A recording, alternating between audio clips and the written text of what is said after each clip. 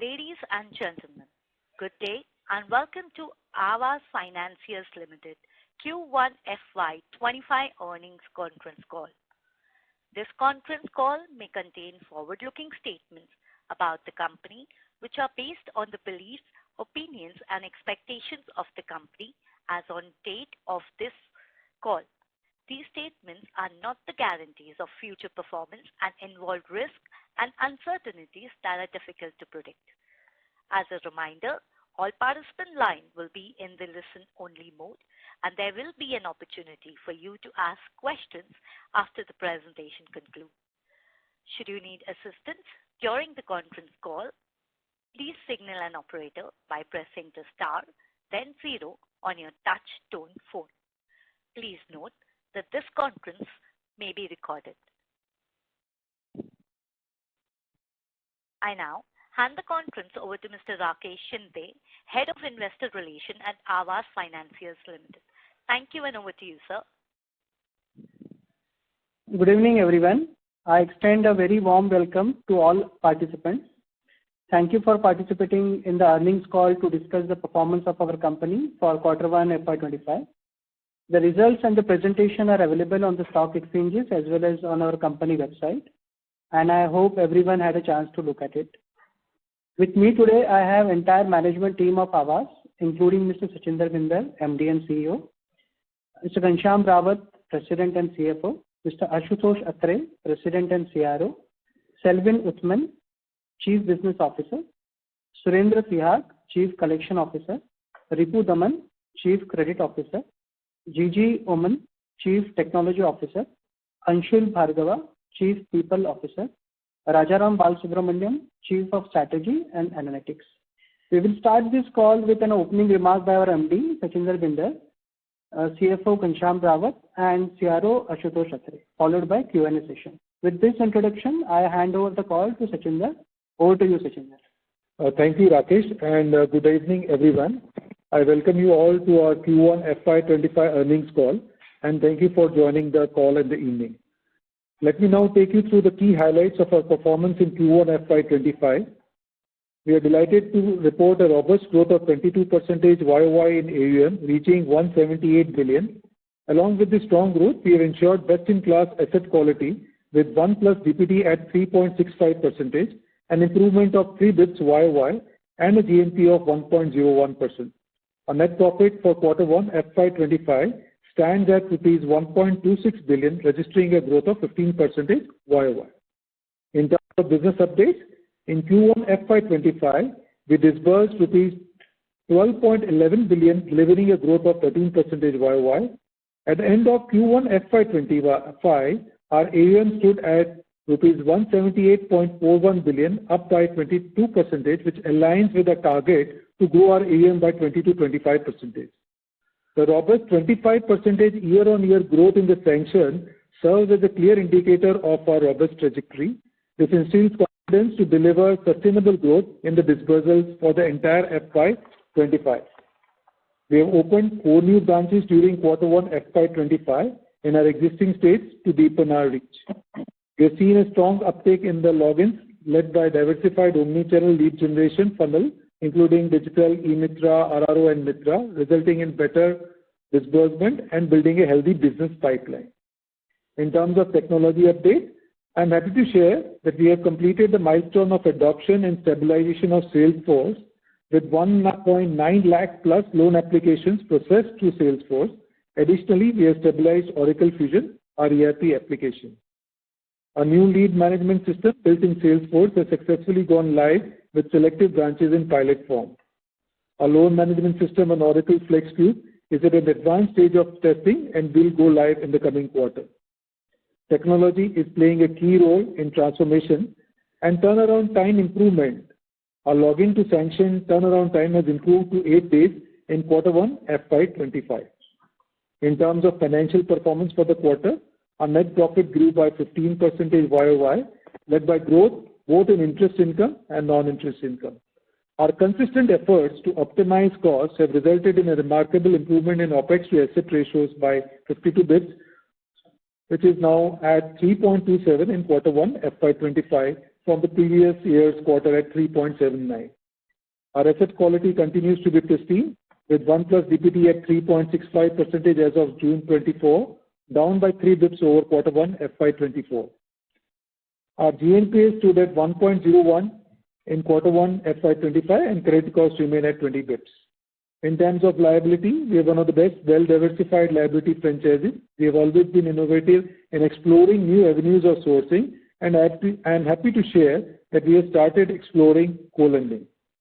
Our incremental borrowing cost increased by 30 bps YOY and 17 bps QOQ to 8.31, indicating the cost of borrowing peaking out in line with the benchmark rates.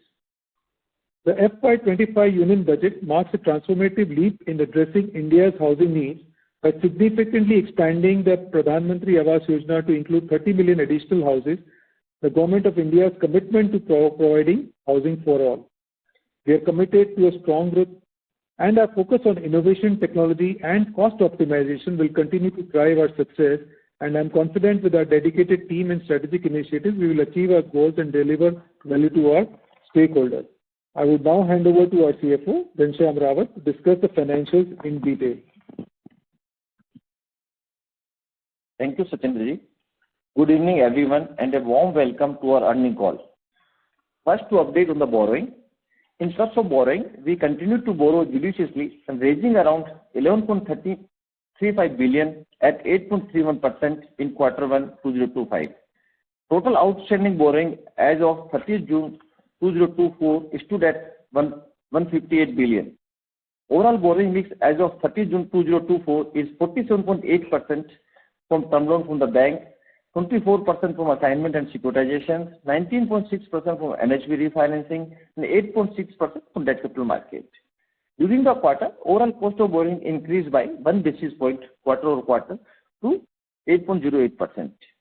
Our incremental cost of borrowing for Q1 FY25 was 8.31%. Lender support continued to remain extremely strong. There is access of diversified and cost-effective long-term financing. We maintain a strong relationship with the development financial institutions. To meet long-term business growth, we have progressed on co-lending tie-up with the PSU Bank. As of 30 June 2024, we maintain sufficient liquidity in the form of cash and cash equivalent and unavailed cash credit limit of rupees 17.5 billion and documented unavailed sanction of 12.6 billion. In terms of spread, as of 30 June 2024, the average borrowing cost of 8.08% against the average portfolio yield of 13.08 resulted in a spread of 5%. We have been able to maintain our spread around 5% in line with our guidance despite competitive pricing pressures. Our margin NIM as a percentage of total asset during Q1 FY25 stood at 7.31%. Our NIM in absolute terms has increased by 10% year on year Q1 FY25. In terms of cost, our OPEX to asset ratios improved 52 basis points to 3.27% in Q1 FY25 versus 3.79% in Q1 of FY24. We are committed to gradually bring down to OPEX ratio around 3%. Credit cost during the quarter stood at 20 basis points in Q1 FY25 versus 16 basis points in Q1 FY24 and Q4 FY24. In terms of other parameters, profit after tax during the quarter increased by 15% year on year to rupees 12.61 billion. ROE stood at 3.01% and ROE 13.14% in Q1 FY25.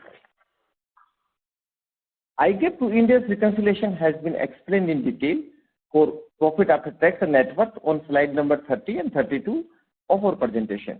We are very well capitalized with a net worth of 39.03 billion and CAR at 44.48%. Total number of live accounts stood at 2,23,600, translating into 16% year-on-year. Employee count was 5,904 as of 30 June 2024 versus 5,700 30 June 2023. Now I would like to hand over the line to our CRO Ashutosh Atre to discuss the assets quality. Thank you, Ghanshyam. Good evening, everyone. I am pleased to share the key portfolio risk parameters with you. Asset quality and provisioning. Our asset quality, as mentioned by Sachin, continues to show improvement. The one-day past due metric improved by 3 basis points to 3.65% in Q1 FY2025 compared to 3.68 in Q1 FY2024. As of 30th of June 2024, our gross stage 3 stood at 1.01% and net stage 3 at 0.72%. In terms of geography, 1+ DPD and GNPA in our core vintage states remained well below 4% and 1.1% respectively, whereas other emerging states, 1+ DPD and GNPA remained well below 3.5% and 0.9% respectively. Similarly, in terms of ticket size of more than 15 lakh, 1+ DPD and GNPA remained well below 3.3% and 0.8%, whereas in case of ticket sizes less than rupees 15 lakh, 1+ DPD and GNPA remained below 4% and 1.25% respectively. Our total ECL provisioning, including that of for COVID-19 impact as well as Resolution Framework 2.0, stood at 907.5 million as of 30th of June 2024. Aavas is strongly positioned to continue delivering industry-leading asset quality. With this, I open the floor for Q&A. Thank you. Thank you very much. We will now begin the question and answer session. Anyone who wishes to ask a question may press star and 1 on their touch-tone telephone. If you wish to remove yourself from the question queue, you may press star and 2. Participants are requested to use handsets while asking a question. Ladies and gentlemen, we will wait for a moment while the question queue assembles.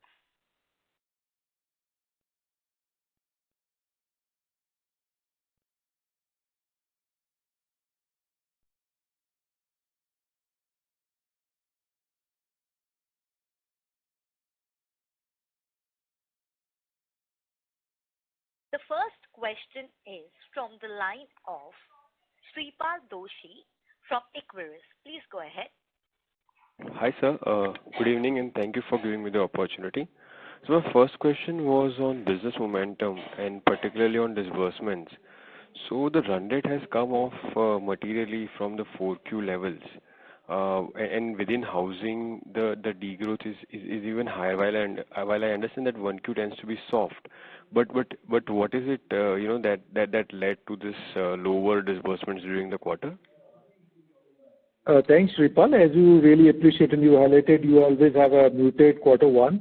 But here I would like to highlight on against robust sanction growth of about 25%, we had sanction to disbursement around 78%, which led to the growth being muted on the lower side actually. But as really pointed out, on a 25% sanction growth, we expect the momentum to come back in the coming quarters. So sir, if we have to look at it from a different angle on a yearly basis, what sort of a disbursement that we are targeting, and how do you see it shaping up over the quarters? I think, as I said, that one parameter on which is that the sanction growth is there on that lines, and I said that we are at around 77% on this quarter. And in the coming quarters, we'll have the sanction to disbursement ratio really covering up to the normal levels of 85-87%. That's the normal range which will remain. So we are confident of bouncing back on the quarter number. So what instills confidence is one is the login growth and second is the sanction growth. These are the two parameters which really help us give that confidence of there. So unlike a normal one, we have a sanction growth which is already available with us actually, and that will translate in the coming quarters. So are you saying that there was no, material momentum decline in terms of the number of logins during the quarter? No, as you reflect, as I highlighted, there is a growth in logins and there is a growth in sanction, and both of them we've given the numbers out. So there's no momentum growth if I were to really poke across.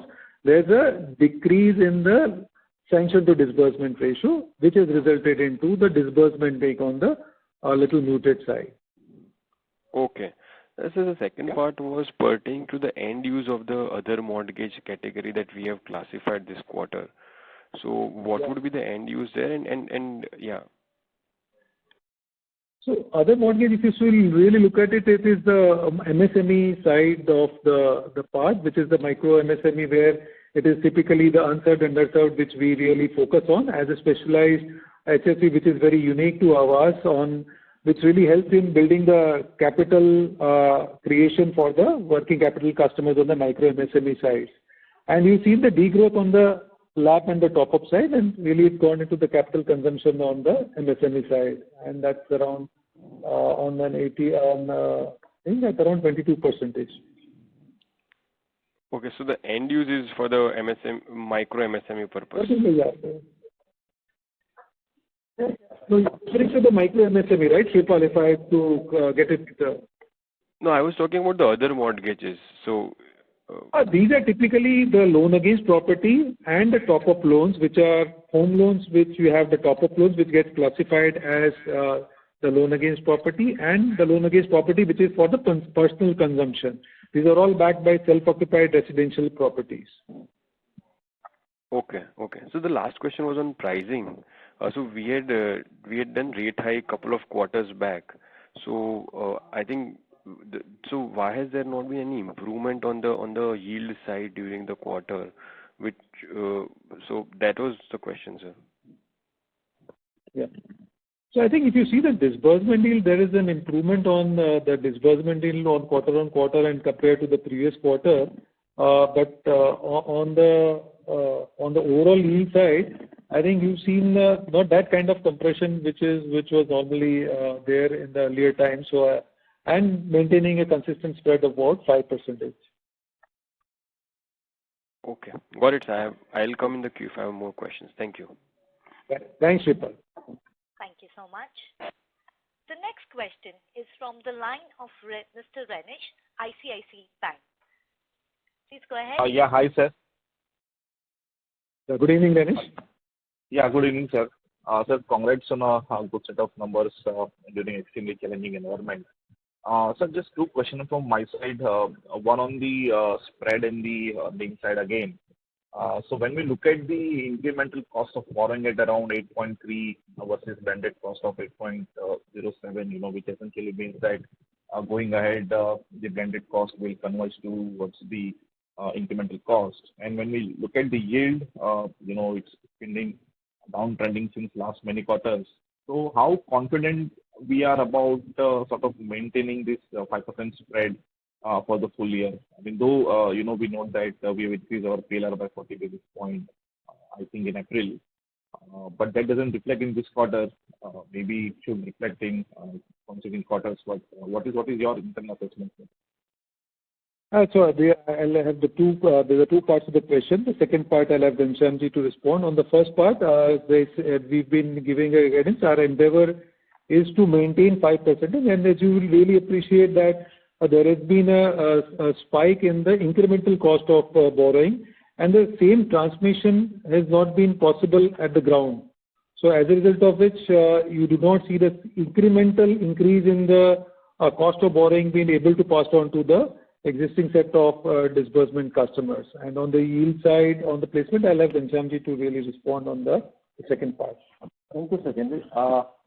You see, this quarter, when we borrow fund, NHB contribution is always remain low than what we borrow on a full year basis. So this year, new limit will come once we complete this quarter. Then the contribution of NHB borrowing will increase in overall borrowing. So we are confident that now cost of borrowing is almost peaking out now at this level basically. And we borrowed a good amount of money as a T-bill link, repo link money. So whenever the rate cut come, it will have a positive impact on the Aavas overall cost of borrowing basically. And yield side, if you see last quarter to this quarter, we have almost 17-18 basis point higher yield on the new business we got in this quarter. So we are quite hopeful that we are going more granular, more smaller ticket going forward in our business strategy. So I hope that will also help to maintain our at overall yield level basically, or new disbursement will have further increase in yield basically. So our endeavor is that key to maintain this 5% spread going forward. Got it. And my last question to Satinder sir again, on the disbursement side. So sir, when we say our sanction to disbursement remains at 77 versus 85-87 normally, so which means disbursement is lower by maybe 7 to 10% this quarter because of seasonality. Is that the fair assumption? The one is the seasonality, and second is the recognition of the disbursement. As you are aware, I think both the parts have led to the current. But the positive side in the green shoot is that you have the momentum which is there, which is reflected in the numbers. Got it. And would you like to share the absolute disbursement expectation for this year? So see, we've always guided on our AUM growth of 20 to 25%. I think we are confident of the fact that we will be able to deliver in that range. And I think that will come across by two parts. One is disbursements coming across quarter on quarter, and plus the foreclosures being controlled at the rate at what we have been able to manage. I think both of them really contribute. So we are confident on this side of delivering the growth on the yield, which we've always guided on 20 to 25%, with disbursements contributing and the BT out being restricted to a level at which we are comfortable at. Got it. And then just last bookkeeping question: what is the interest reversal because of the RBI circular? I think, Ramesh, we can discuss offline on this. Whatever is there on the RBI stipulation, we have followed completely what is required as per the guideline, what has been mandated. So we will follow the rules and the circular in total. Okay, so it is right to assume that by end of June we are fully compliant and going ahead. There should not be any impact. So we are compliant on that, Ramesh. What we are saying is, on the coming quarters, we'll have the bounce back of our disbursement coming into play. Got it. Okay, that's it, sir. Thank you and best of luck, sir. Thank you very much. Ladies and gentlemen, in order to ensure that the management is able to address questions from all participants in the conference, please limit your questions to 2 per participant. The next question is from the line of Shweta from Elara. Please go ahead, ma'am. Thank you, sir, for the opportunity. So sorry, I'm harping on the same question all over again. So we had seen 25 bits PLR increase in Q4, right? But if I look at the yield movement, I mean, there might be one-offs in Q1, but when do you see this reflecting ahead on the yield front?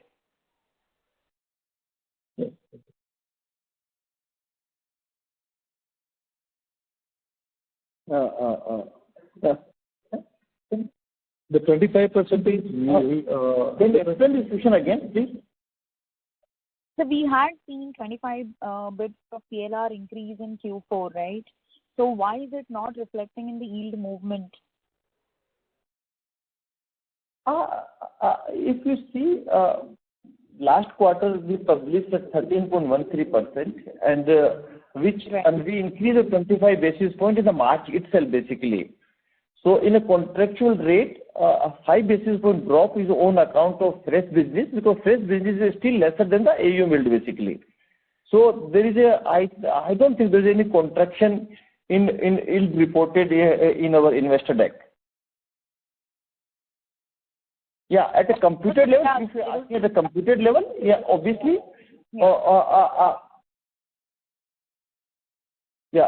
at a computed level, you see, obviously, due to RBI circular, there is a certain interest cost reversal, and some this March to June end, NP also increased, so that 90 days period also got interest got reversal. If you both be factor there, then there is a only marginal drop which is equivalent to my AUM will drop. Okay, fair point, sir. So secondly, how are we placed today on the BT out cases? Has that number seen sort of spiked? Because if I go by the calculations on your prepayments and repayments. So could you just throw some light on BT outs for this quarter?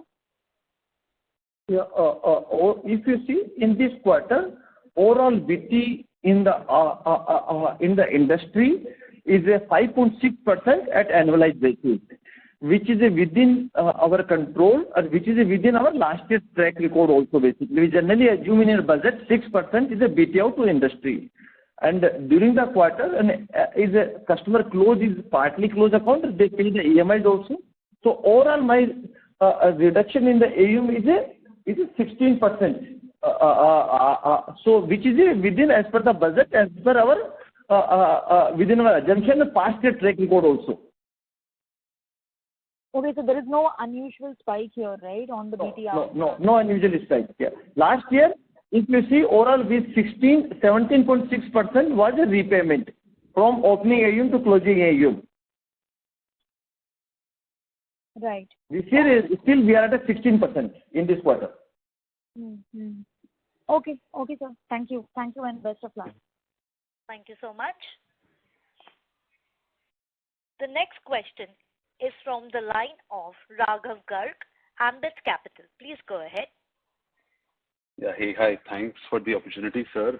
Just my first question, what is the total number of employees that you had as of June end? And a related question is, why have the employee expenses declined on a YOY basis? Those are my first two questions. On the employee count, as of 30th June, there were 5,904 employees.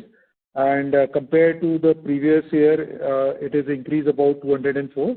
There is a one-time set-off, which is the long-term incentive plan and the ESOP cost, which has got reversed, result of which there is an employee cost reduction.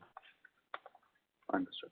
Sir, my second question is from the annual report for FY24. So what I see is that there is a certain purchase of software worth about 29 crores, which has been capitalized.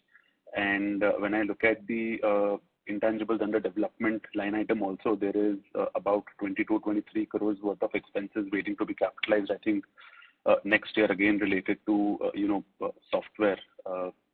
So, can you tell us what is the nature of this expense? And it doesn't seem to be a one-time, capital expenditure because it happened last year, it happened in FY24, and probably you're going to capitalize it again in next year. So if you can, explain what is the nature of this expense, and if this is going to be a recurring expense, then why not, expense it rather than capitalizing it? No. I think in last few years in the quarterly call and annual call, we explained that Aavas took a complete tech transformations in the company. First, we took a Salesforce as a LOS as a tech transformation. Then we took a ERP, Oracle Fusion as a tech transformation. As well as during this time, we took a lot of digital initiatives also to have a very, let's say, different level of customer experience onboarding to exit of our customers. And now in this quarter, we are under progress to go live for Oracle FlexQ is a LMS system basically. All 3-4 systems, and apart from that, there are few peripheral systems are there. Like we took a treasury software also, along with we had upgraded our people software as a women software also basically. So all put together is a total capex in the company roughly in 2 years. Something we already capitalized, something will be capitalized. Put together, everything will be 45 crore rupees around capitalization basically, 45 to 50 crore rupees capitalization, all this put together basically. So there is any revenue expenditure getting capitalized, capitalization is a revenue expenditure, is purely capitalized expenditure. The company will get benefit in the next 10 years, in the entire growth journey it will benefit to us basically. Understood. So ideally, maybe, in a couple of years or maybe after next year, this capitalization, whatever this amount is, should run down, right? It won't continue at this 25-30 crore kind of run rate beyond next year. Is that the right assumption? This year is a final level capitalization. In this year, by this year, 2 years put together, we will have a capitalization around 45 to 50 crore rupees. Understood. So the reason why I asked is that, given my limited understanding, I thought it was more of a subscription-based model. But given that, this expense is going to run down after next year, maybe, I'll try to understand it offline from you as to what exactly is the nature of this expense.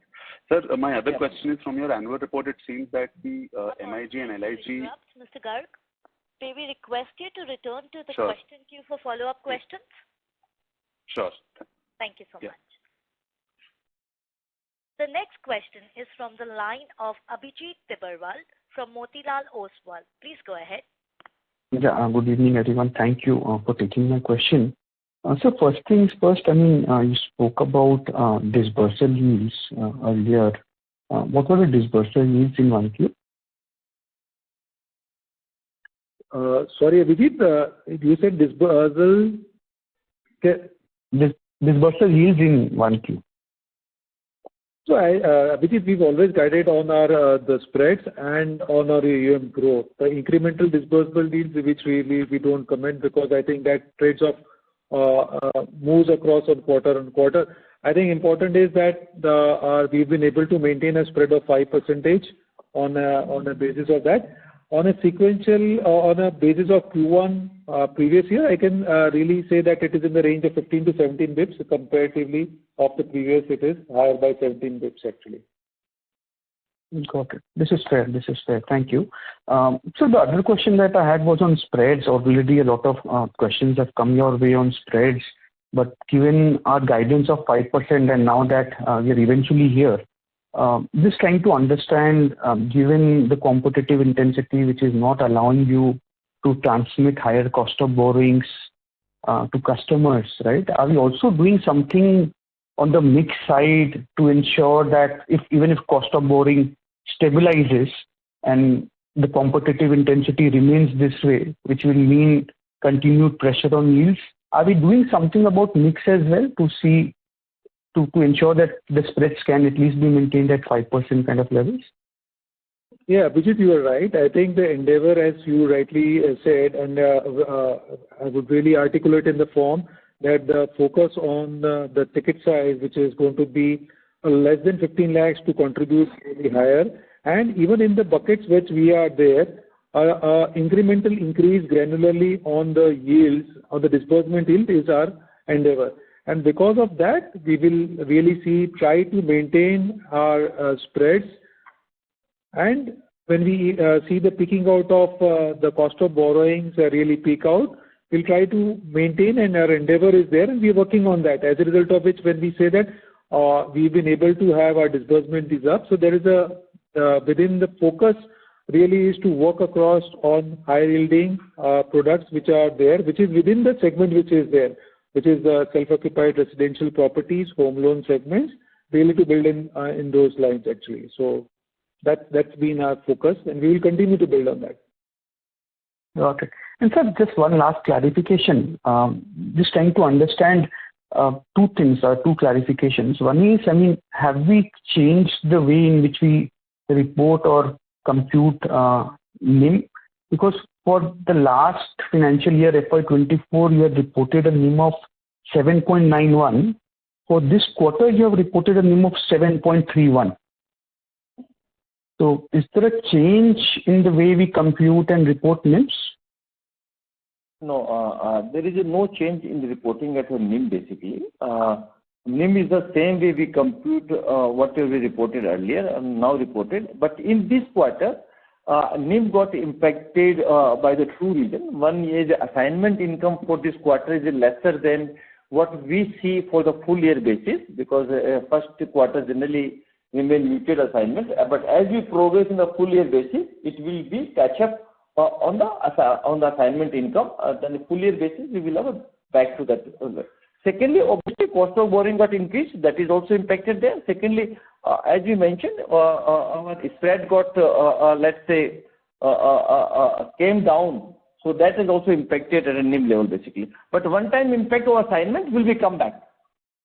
Will come back in the full year basis.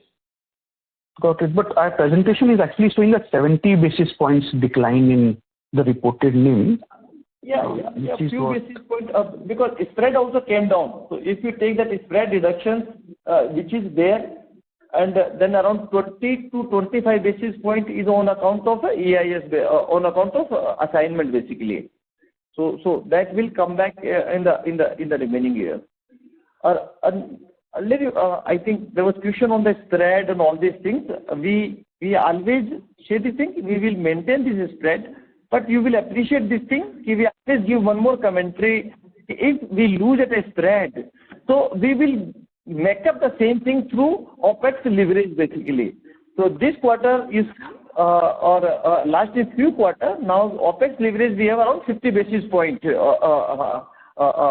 in this quarter. Got it. Thank you so much, Shyamji. Thank you. Thanks, Abhijit. Ladies and gentlemen, in order to ensure that the management is able to address questions from all participants in the conference, please limit your question to one per participant.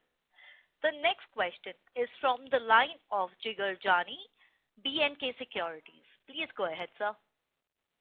Yeah, hi. Thanks for taking my question. So on the OPEX front, we were guiding for 20 to 25 bits each year progression. But if I compare on a FY24 basis, we were at 3.58%.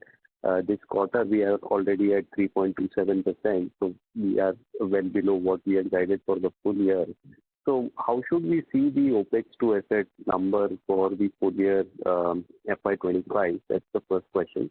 And secondly, the growth guidance that we are making in, which is 22 to 25%, how much upside would be there because of the CLSS announcement in the budget?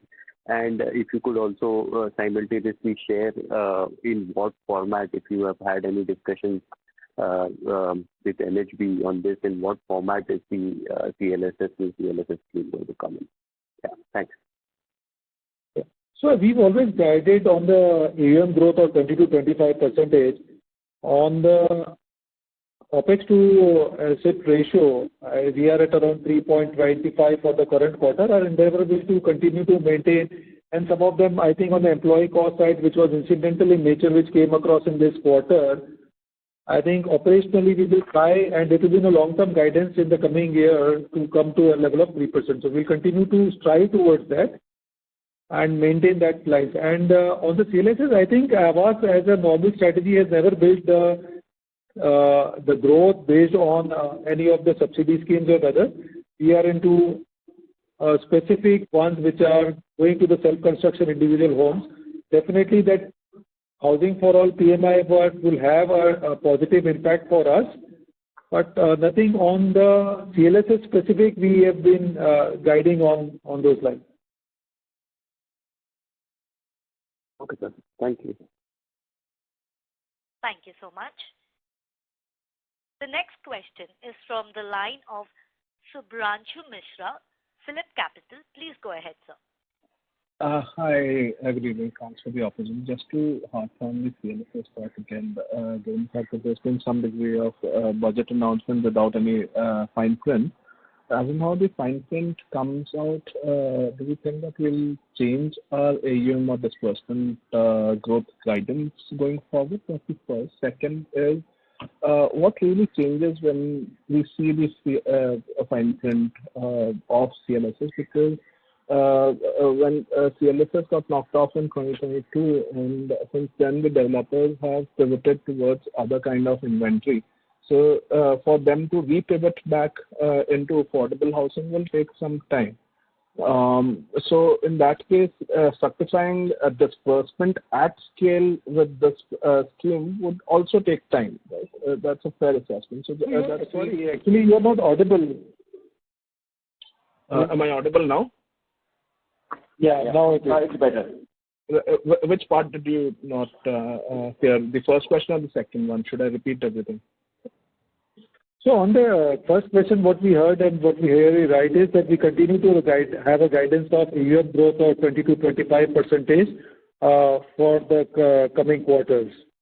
No, but my question was, with the fine print of CLSS coming out in the next few weeks, will change our AUM and disbursement growth? That is the first question. Second one was, in 2022, the CLSS got knocked off, and the developers have repivoted towards other kinds of format, which is not affordable housing. So there has been a supply side crunch.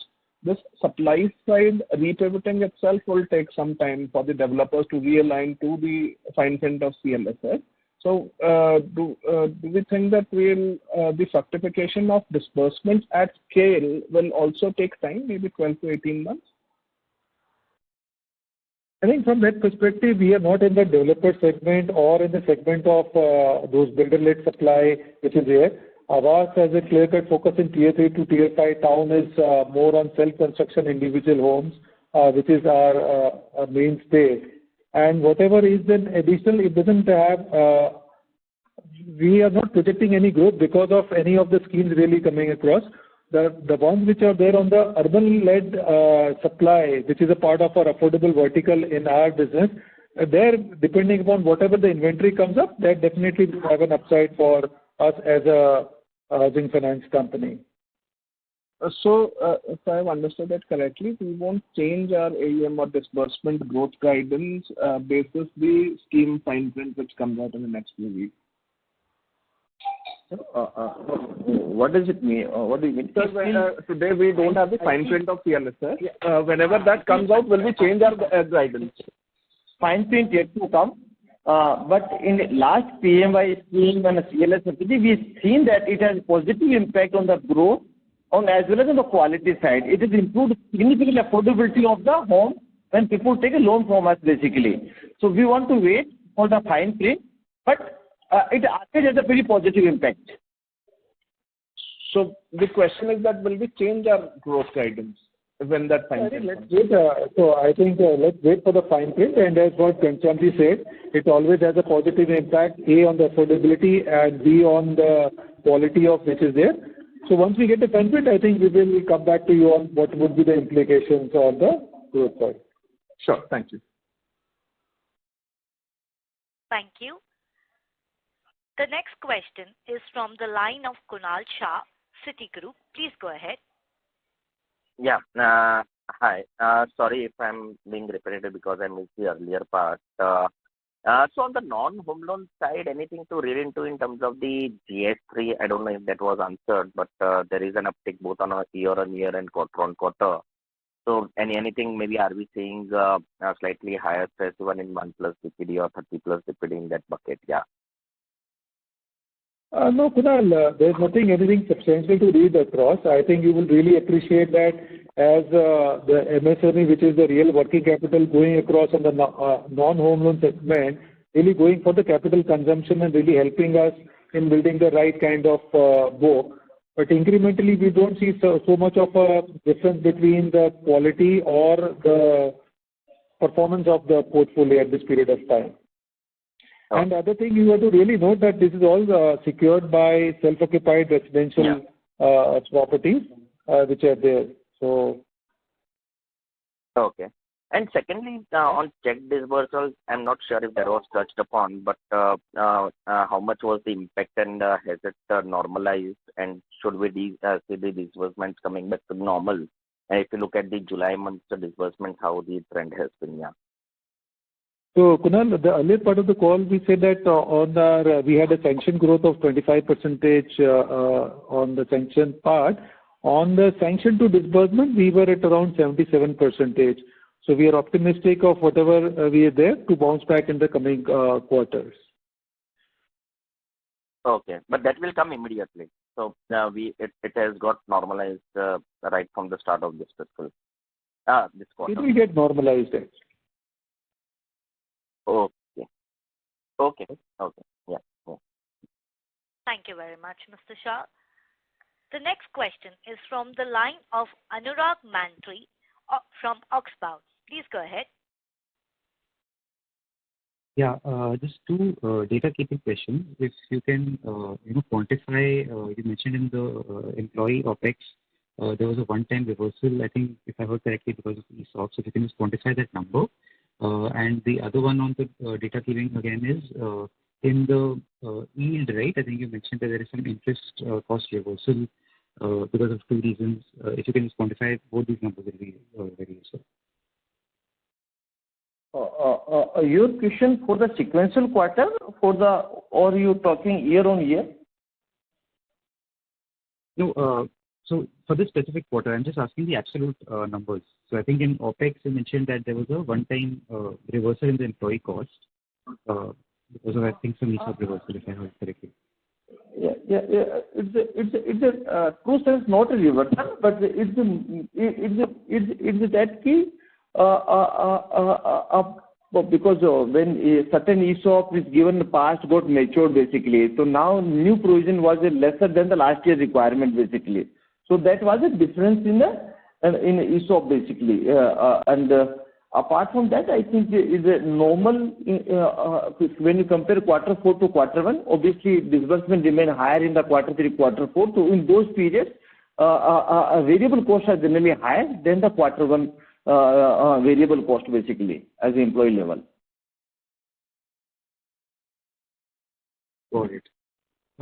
Can you quantify that provision for ESOP number broadly, just to get a sense of how much improvement has happened because of that in the employee OpEx? So ESOP cost in this quarter is 4 crore rupees. Got it. And the interest cost, the yield, the interest reversal, if you can quantify that as well.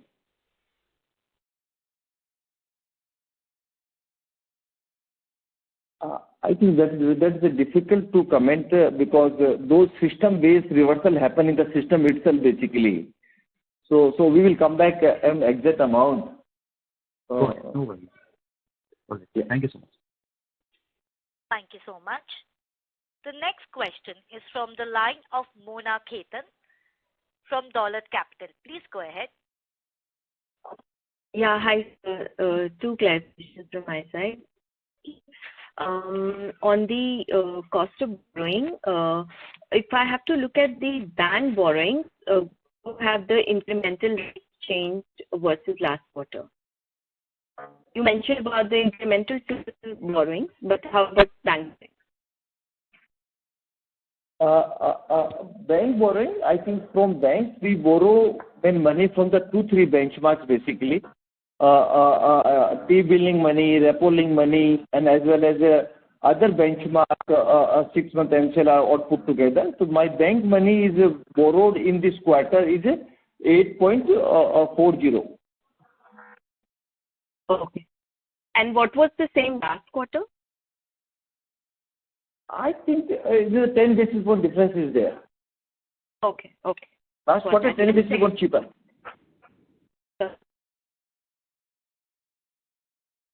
Yeah. Go ahead. Hello.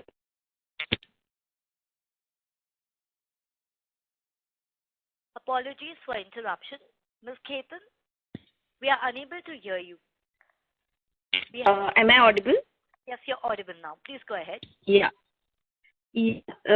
Sure. Secondly, sir, if I can get a share of loans above 25 lakh ticket size and 15 tickets as of today, and what was the number a year ago?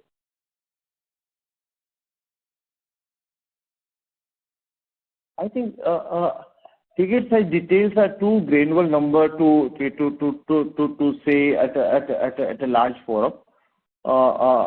We have given us oral ticket size detail in our presentations or how is our loan home equity has grown, home loan has grown. We have seen a natural increase in our ticket size at home around 6 to 8% in the home loan side, and MSME or LAP put together. You see, we have seen a 10% plus increase in ticket size at a year-on-year basis, basically. Okay.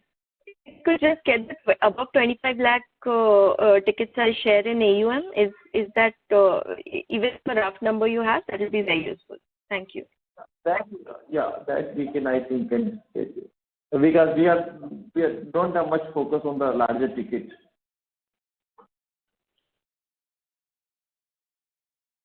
Okay, but do you have a back of the envelope number, share of AUM above 25 lakh ticket size?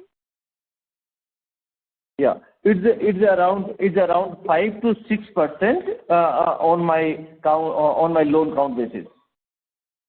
On AUM basis. Yeah, on account. Out of my, let's say, 2 lakh plus customers, there are the 5% customers are there who has more than 25 lakhs. Okay. Based on the number of customers, not AUM. Yes, number of customers. Got it. Okay. Thank you. Thank you so much. The next question is from the line of Aditya Pal, MSA Capital Partners. Please go ahead. Hello, am I audible? Yes, you're audible, sir. Yeah. Please go ahead. Thank you. Thank you so much for the opportunity, sir. So just wanted to quickly understand what would be our geographical concentration amongst our top 3 states, and how does the management think about it? So as you are aware, I think we've already discussed Rajasthan, Gujarat, MP, and Maharashtra, the 4 states which is there. So the AUM accordingly is lined up. And as we will really appreciate of the 371 branches, we have 108 branches in Rajasthan. So based on that, it really is the one which is giving the disbursement as well as AUM momentum. But the other thing to really note is that you had the other states also really coming across. So from a level of 60-70% couple of years back, we are at around 30 to 35% on the AUM level. And since we have 108 branches, we have definitely a contribution coming from the base state. So that's how we are stacked in the 4 states what we talk about. So these 4 states currently contribute to 35% of the AUM. No, I'm talking about Rajasthan alone contributes around 35% of the AUM. Okay, understood. And combined with the top. So I think you should really appreciate that I have 33. We have 33% of the branches of Pan India which are there in Rajasthan, right? So I have 108 branches of the total 371 branches in Rajasthan. Understood. And sir, how are we looking at? Sorry. Please go ahead. Yeah, you were asking about 4 states. The top 4 states contribute 70-75%. Sir, also my second question is that how are we thinking on branch productivity? So today we have around 46-47 crores of AUM per branch. Going forward, how are we thinking? And also if you can give a bit color on branch economics. That is, after completing 3 years, what is the OPEX? I think on the granularity, we don't comment. I think you would really appreciate that the first ones which are there, which actually really help us to build, they help us to really scale up in the new markets, and in the line of our contiguous location expansion strategy, it helps us to build up the other states and other branches. And our constant endeavor is to really build that in a way which is much more granular, make them cost effective, and make them ROA accretive. Understood. And sir, any color on how do we think on AUM per branch productivity going forward?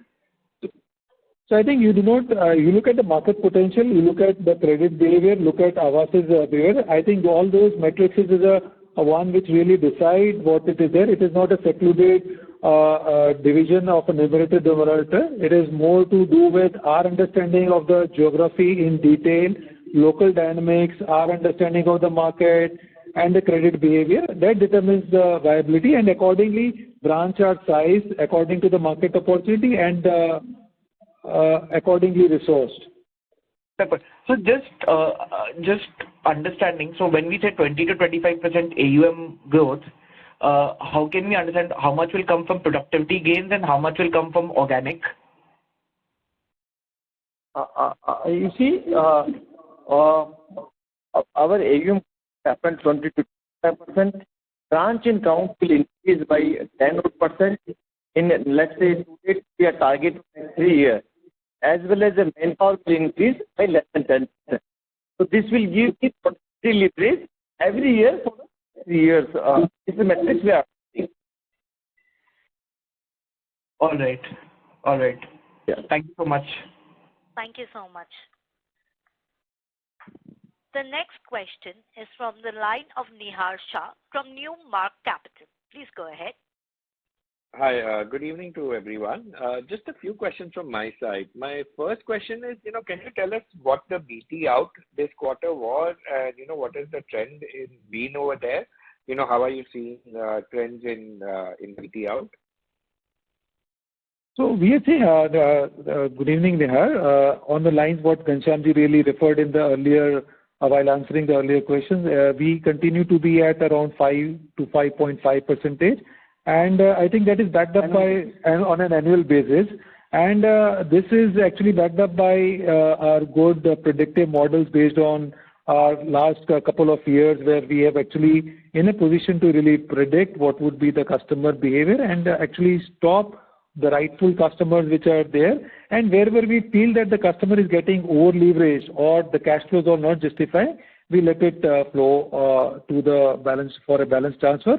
And we really look at the ones which the customer has been over leveraged. The performance of that in the with outside of us actually is 5 times worse off than it would have been others. So I think a very fact of cash flow based lending, right kind of underwriting, and retaining the right kind of customers has actually helped Aavas over a period of time. And with technology and our predictive models really helping across to predict the behavior and hold the customer despite the competitive pressures and the market, we've been able to maintain that in a range-bound manner. But is the number of people coming for BT outs also increasing? So, you all are obviously are you all retaining more customers, or is the retention rate also sort of largely similar? I'm just trying to understand that from a competitive and intensity perspective. No. We, as you know, we are more focused in tier 3, tier 4, tier 5. And we are not seeing any change in last, let's say, couple of quarters, including this quarter, any increase in on the BT out requests. Okay, fair enough.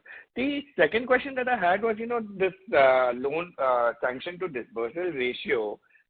Is there any drivers of that being so low this quarter that was, just out of the ordinary, or or is there some normal seasonality or something? If you can just dive a little bit deeper into, why you think that corrected so sharply. You are aware that in this quarter, when a regulator circular was there, and where some disbursement practices got improved in this quarter, so that has impacted us spillover of certain sanctions, but could not disburse basically. So those will be getting converting in the coming years, basically, coming months. Apart from that, I think there is not much to read on that ratio. Okay, so it's largely because of the RBI circular that. Yes. Certain good amount. We got a sanction 25% growth, but disbursement didn't happen because certain formalities customer yet to be complete as per the revised what disbursement to be treated. Got it.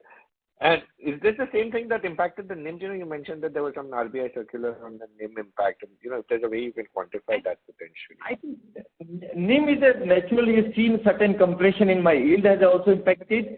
Major component is also my assignment income is less in this quarter, and the cost of borrowing is a natural increase we have seen basically. So that entire something's compression at the NIM level or spread level got majorly.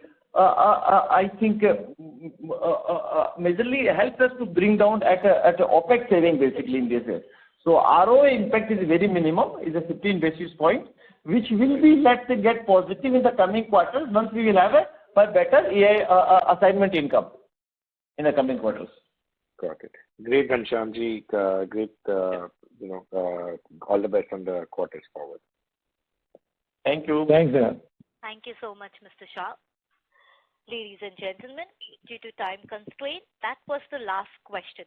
I now hand over the conference to Mr. Sachinder Bhinder, MD and CEO of Aavas Financiers Ltd, for closing comments. Please go ahead, sir. Thanks. As we conclude today's earnings call, I want to express my heartfelt gratitude to each one of you for your participation and engagement, the dedication of our team, the trust of our shareholders, the loyalty of our customers have been instrumental in our growth. In our Aavas 3.0 journey, we are dedicated to constructing a robust framework that supports our ambitious growth and ensures corporate governance, asset quality, sustainability, and resilience. I express my deepest gratitude to all our regulators and stakeholders whose constant faith and support have been helpful in the journey. Together, we shall forge a new era in affordable housing and MSME finance, empowering countless lives and reshaping India's socio-economic landscape. Thank you and have a wonderful financial year ahead. Thank you very much. On behalf of Aavas Financiers Ltd, we conclude this conference. Thank you for joining us, and you may now disconnect your line.